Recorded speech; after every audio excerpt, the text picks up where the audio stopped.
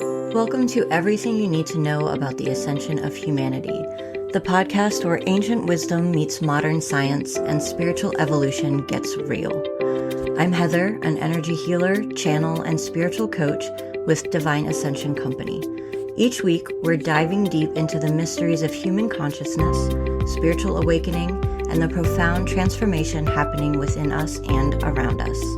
But here's the thing. We're not doing this with our heads in the clouds.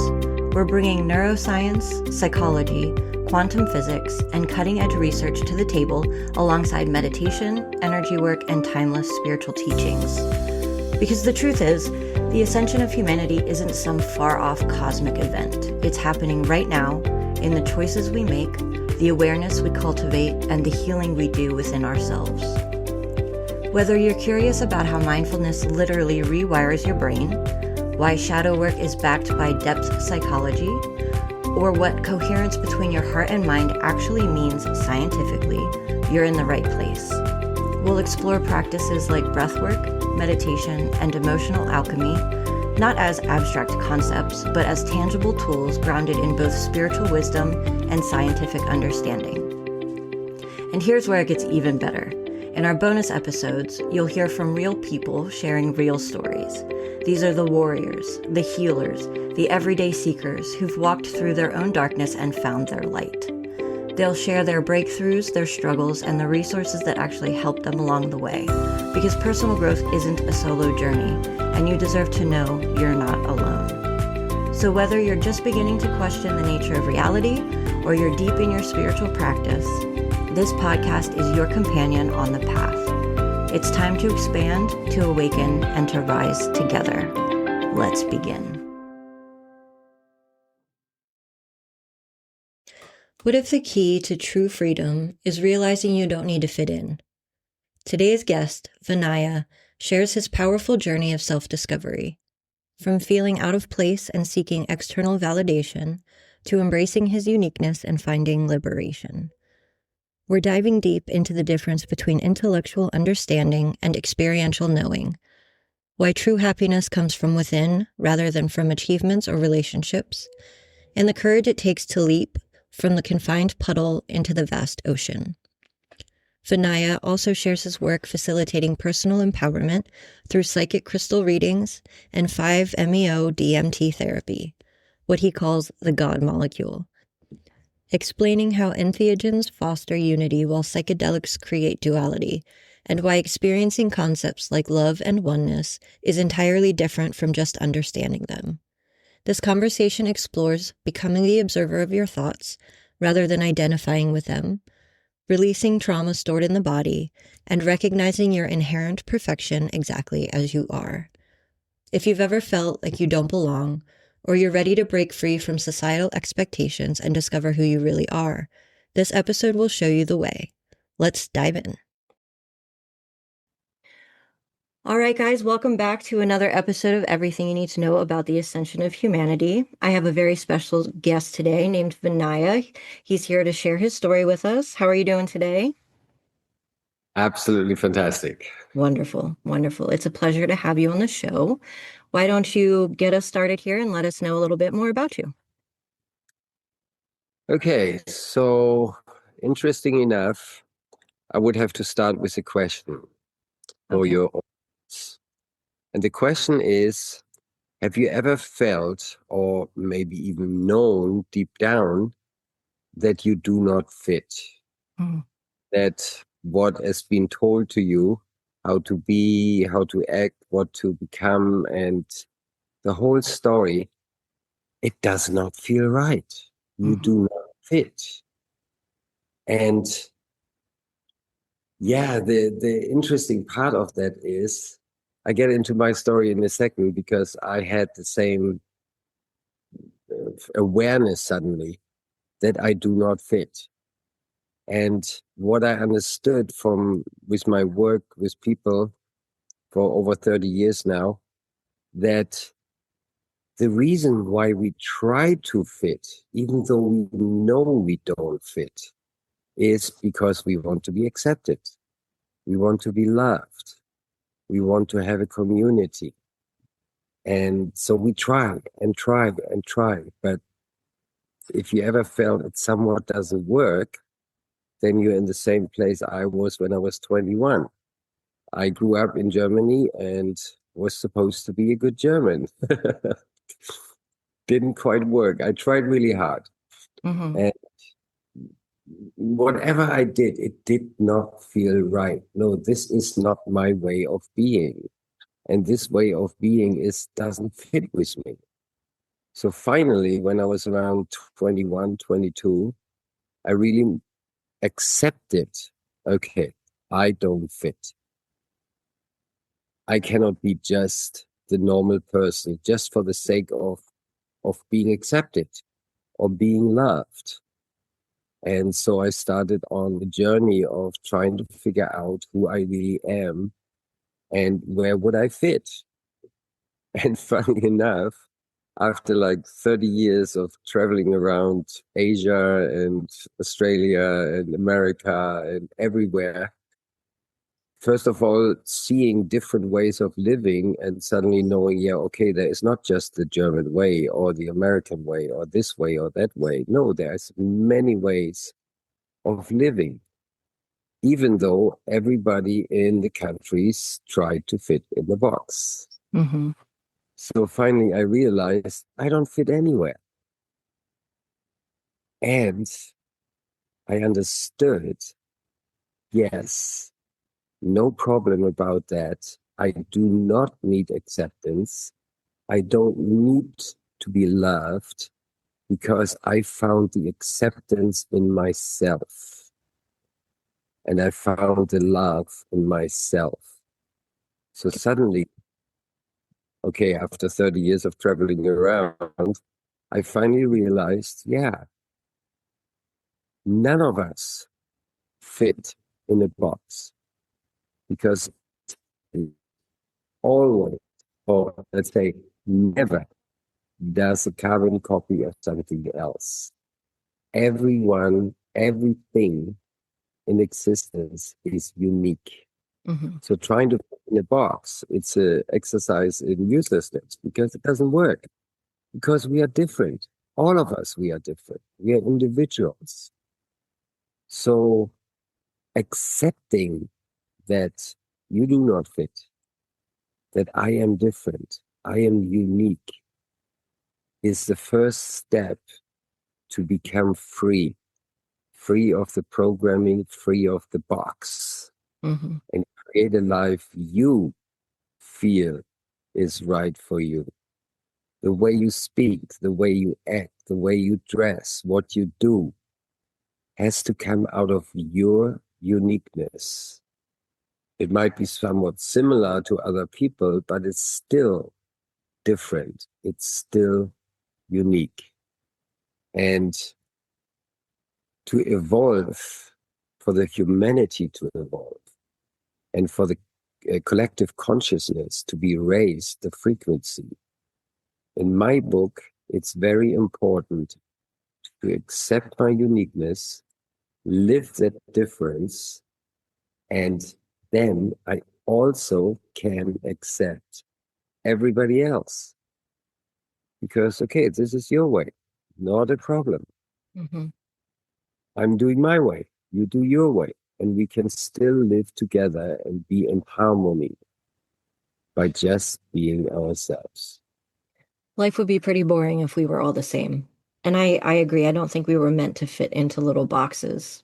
Being your true authentic self is not only freeing, and empowering, but it makes the world a much more interesting and Yeah, beautiful place. Yes. enjoyable Mm-hmm. because I can be me and I Mm-hmm. don't have to change anybody either. I just can be free, Mm-hmm. and so can everybody. And if you ever had that feeling you do not fit, check it out. And you might find that you actually don't. And then start the journey of discovering you, who you really are, Mm-hmm. and empowers you, what brings you joy and happiness. And as a little tip, you will not find that outside. You have to go inside and check out who you really are. I Yeah. agree. Mm-hmm. Makes sense? Absolutely. And it takes a a good amount of self-love and understanding to accept who you are. And I say this many times that self-love is kind of the basis of all things in some fashion. And truly accepting who you are and knowing that it doesn't matter if you like black or if you like red or if you're a teacher or a lawyer. Like, it doesn't matter. If you find a way to love yourself, then the love will come from the outside, but you have to not be afraid to be yourself, because if you Yeah. truly want someone else to love you, like, and you're not being yourself, then do they truly love you, or do they love the mask that you're wearing? They love the mask. Hmm. Yes. Yep. Yes. They love my looks. But then when I'm 20 years older, I look different and then they don't love me anymore. Right. What kind of love is that? Hmm. Not a good one, in my opinion. No, and it's not love. It's just enjoying the looks, but it has nothing to do with me, Right. with my frequency, with my vibration, with my beingness. Hmm. That you love that, great. But at the same time, it doesn't matter if you love me or not, because the love, which is always there, independent from the outside, is inside the self-love. I love it. And that again also brings me into the space of being able to accept love from the outside and without any conditions or without any need. Hmm. It's just pure enjoyment of being loved. Yeah. And it's unfortunate because I don't think many people know what that's like, because a lot of relationships seem to be very transactional and very mm, conditional. And Yes, people are looking for external sources. Oh, I'll be happy when I find that partner, or oh, I'll be happy when I have kids, or oh, I'll be happy when I get that promotion or whatever. Well, why can't you be happy now? Why does it take that external condition to make you happy? And if you pay attention, you'll find that those conditions you put in place for yourself might make you happy for a little while, but it's not gonna last. You're right. just gonna be moving on to the next thing, right? Yes, it's an ongoing looking for something outside Mm-hmm. which I've lost inside. Right. And that doesn't work. Mm-mm.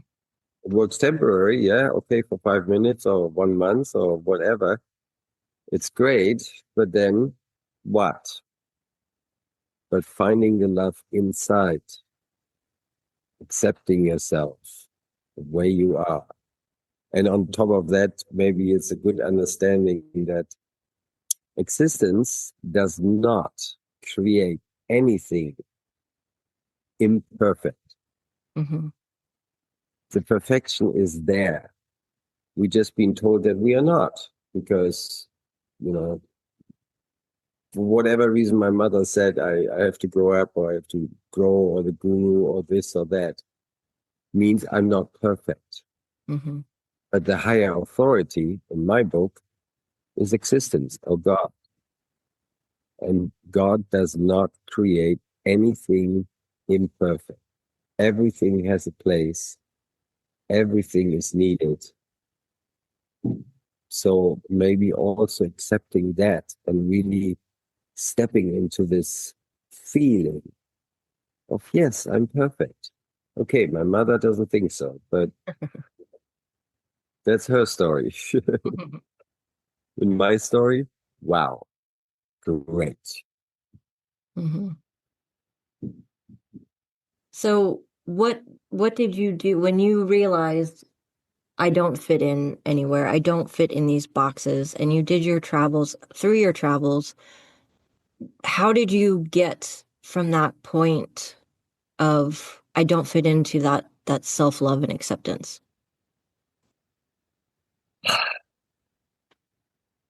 That's a good one. Uh,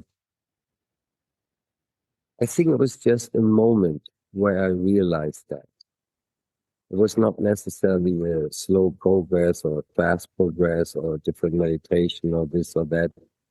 All the stories all the adventures, all the experiences, all the meditations and workshops I did for myself and then with others,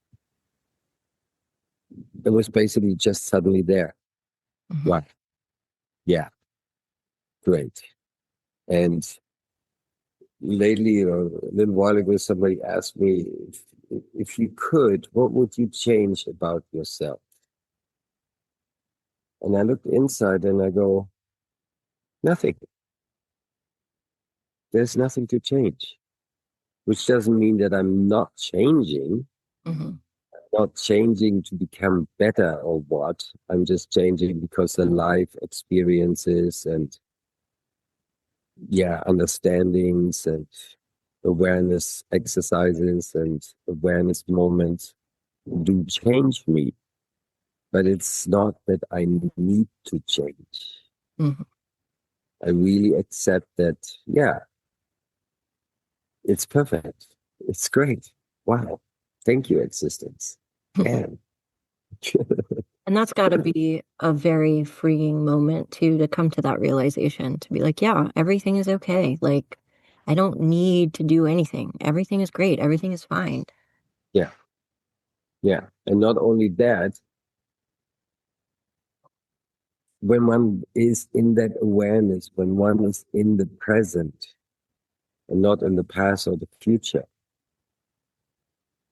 whatever is coming out of one is absolutely divine because it's not run by the mind because I need to do something or I need to be something.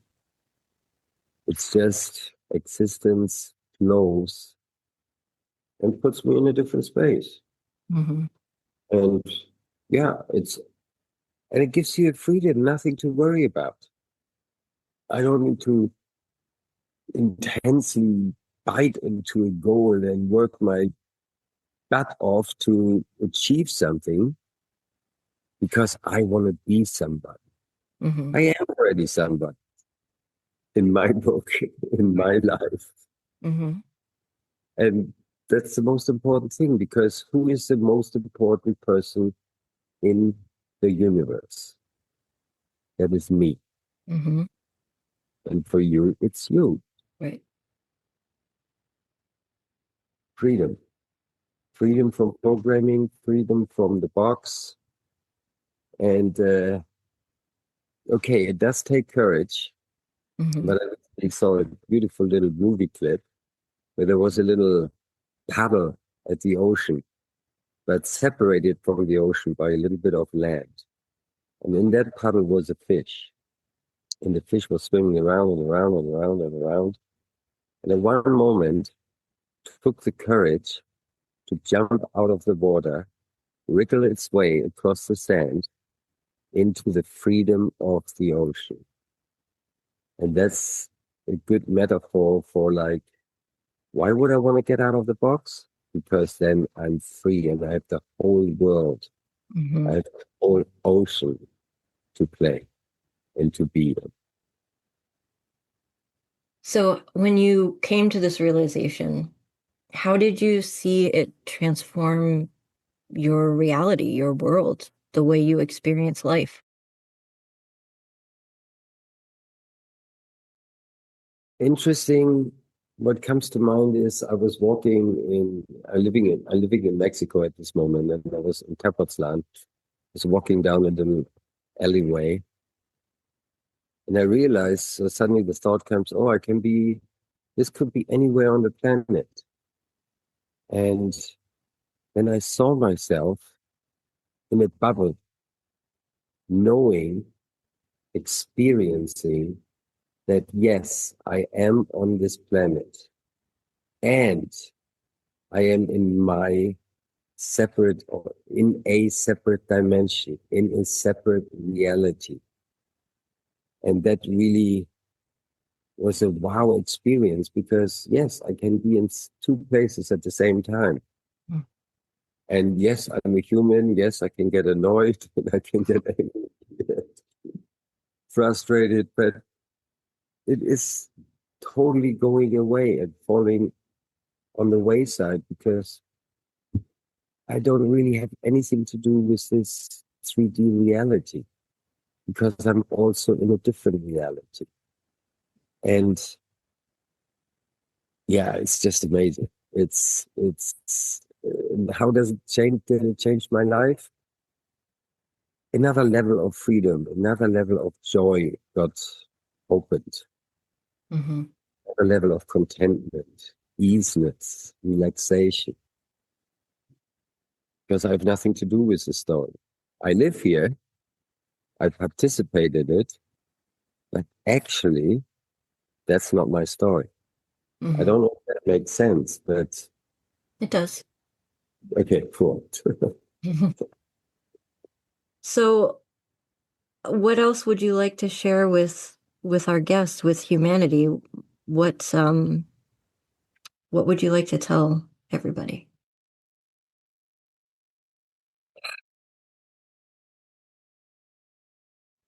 Well, the things I said already, you're unique, you're perfect, be yourself, and maybe learn to be the observer, meaning, and this is what all the enlightened masters basically told us over the centuries in their different ways and of explaining and showing examples. If you observe an object, the computer you're sitting in front of, or the chair, or the glass of wine you have in your hand, whatever, me who's observing that has to be separate from the object. If I would be the glass of wine, I couldn't see it. Makes sense, right? Mm-hmm. So I'm not the object I am observing. I'm the one who's watching it, observing it. Now, remembering that and then understanding that, well, I can observe my body, I can observe my mind, I can observe the emotions. Obviously, I'm neither of them. I'm the one who's observing it. I'm the one who's having an adventure on planet Earth and observing what is going on inside and out. That understanding, that experience gives one the absolute freedom. Mm-hmm. And there's nothing to worry with because I'm just observing the story. And then suddenly I'm not angry. There is anger around. I'm observing it. But that's not me. I'm not identified with it anymore. I'm free from it. It's still there, or the pain in my knee, or the pain in the knee. There is pain, but I don't have pain because I'm the one who's observing the pain. And that is one of the most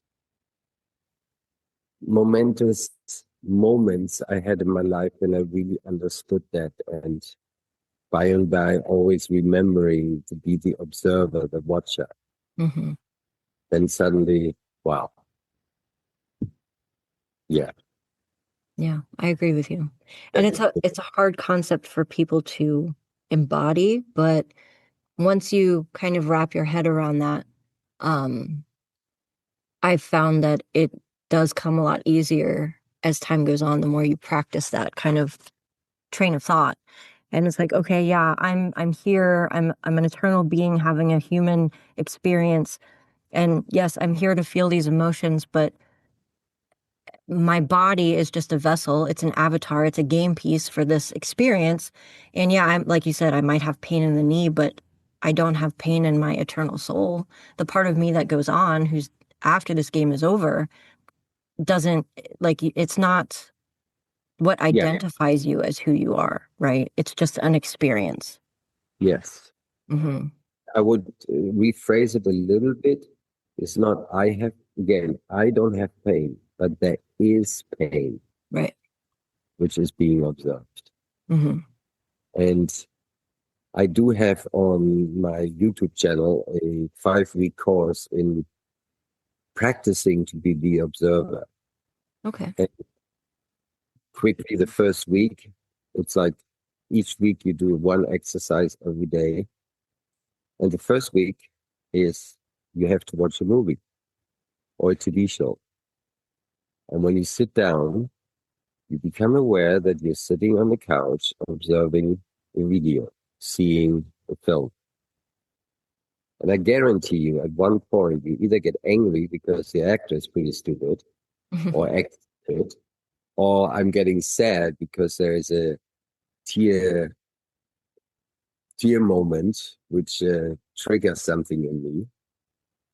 And in that moment, I want to be aware that, hey, wait a minute, I just got lost in the movie.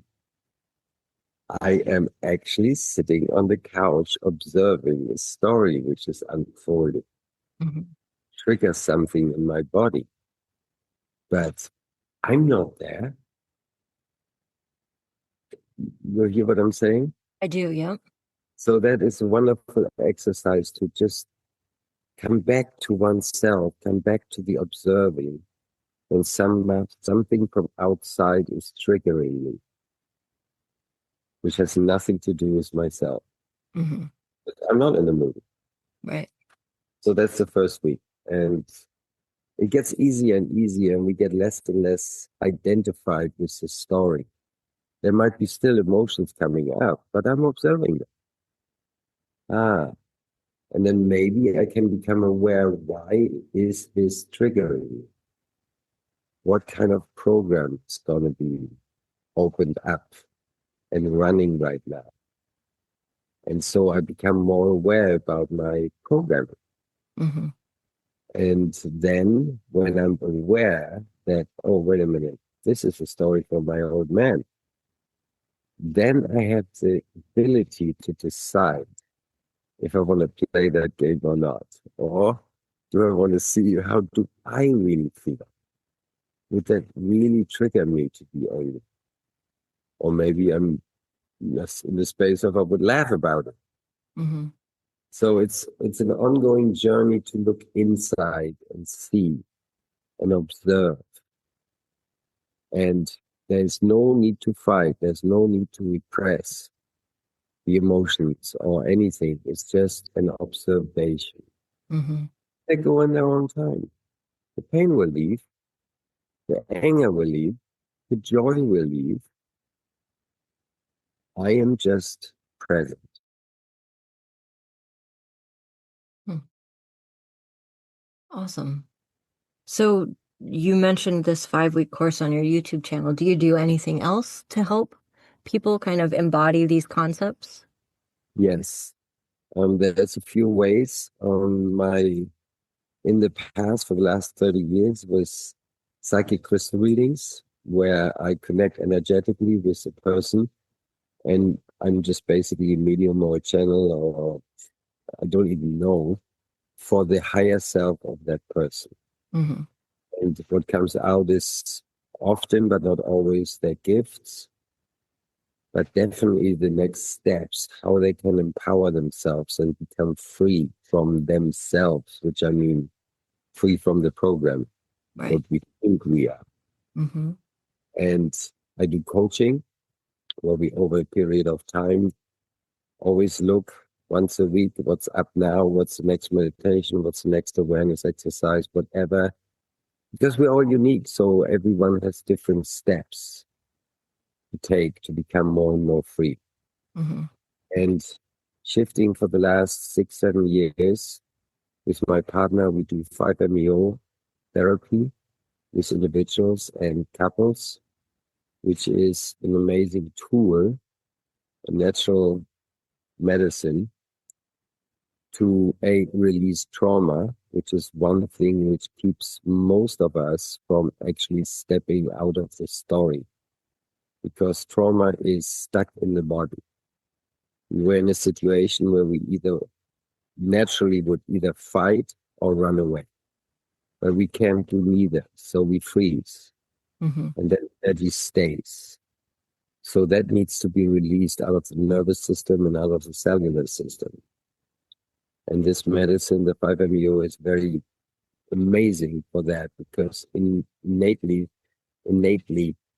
it goes to the traumas and the body releases it. And then one is free. Plus, it gives us the opportunity to get into the space, to have an experience of the space of neither this nor that. Just isness, just oneness, out of duality.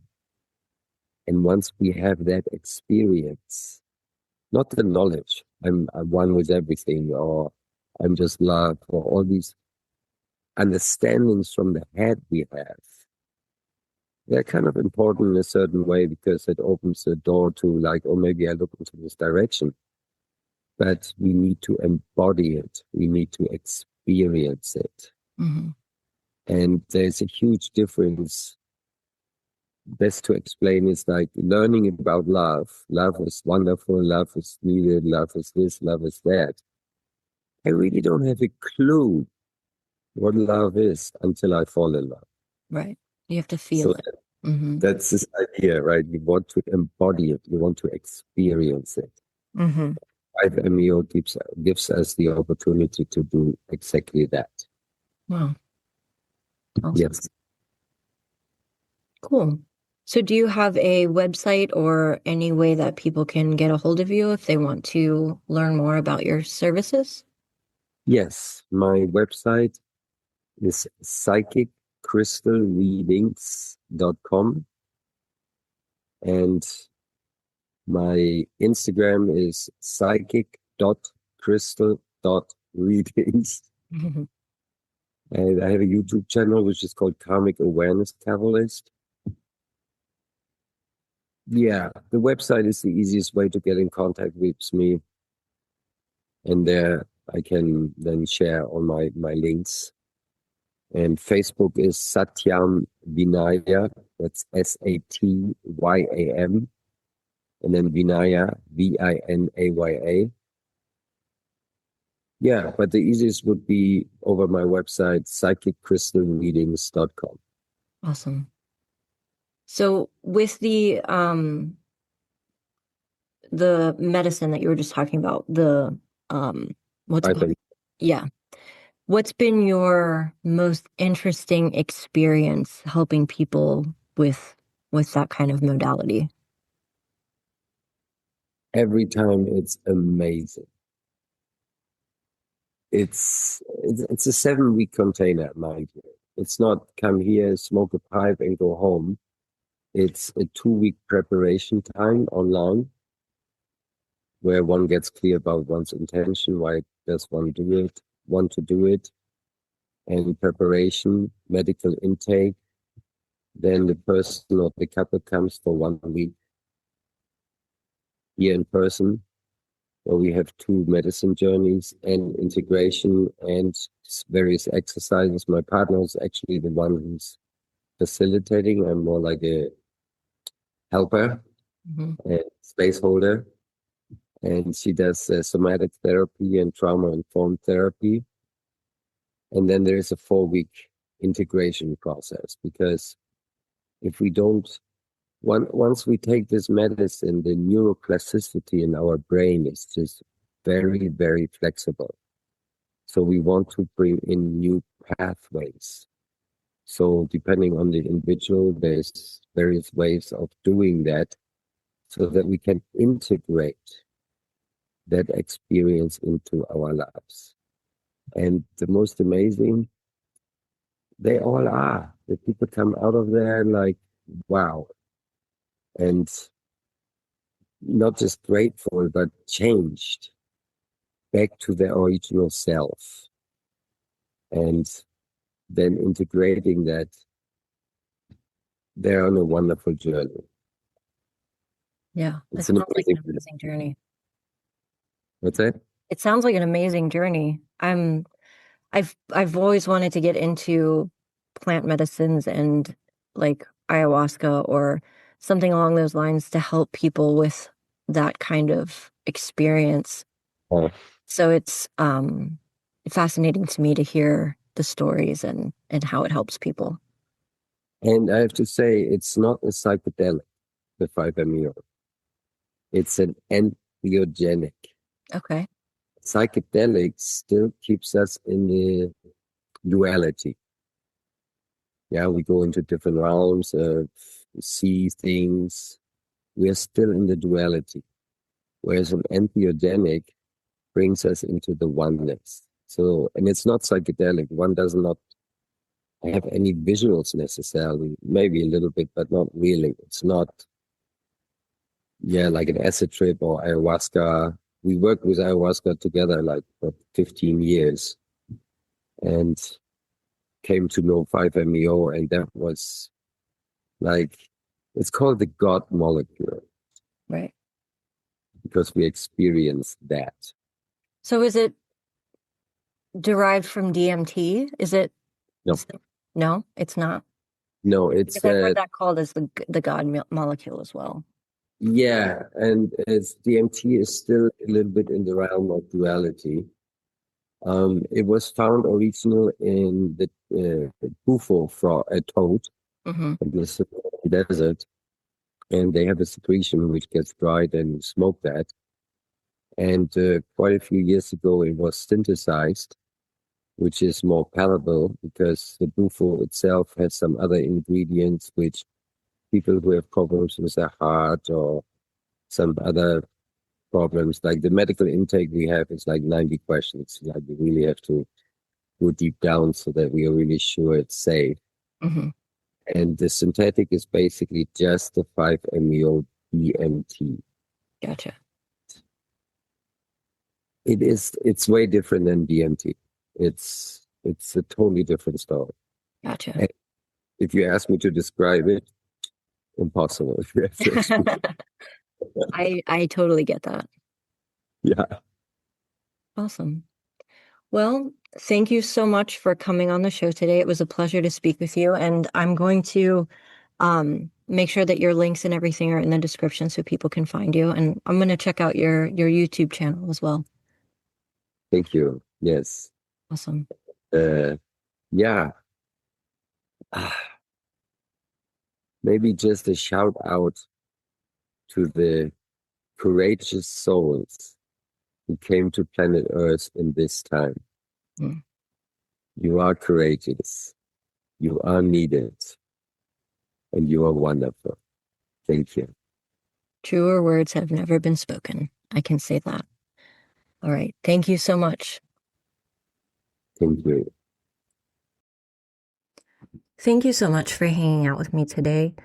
I hope something in this conversation resonated with you. And if it did, I want to tell you about something I'm really excited about. I'm running a free 5-day challenge called the Spirit Plus Self.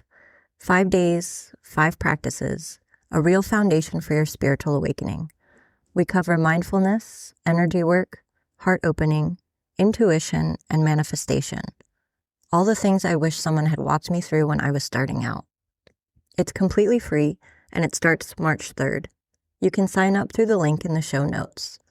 And if you're ready to go deeper right now, I offer one-on-one sessions, everything from tarot readings and channeled guidance to inner child healing and shamanic energy work. You can book a free discovery call through the link below. I'd love to stay connected with you, so reach out through any of the links in the show notes. I'll see you in the next episode. Until then, trust what you know.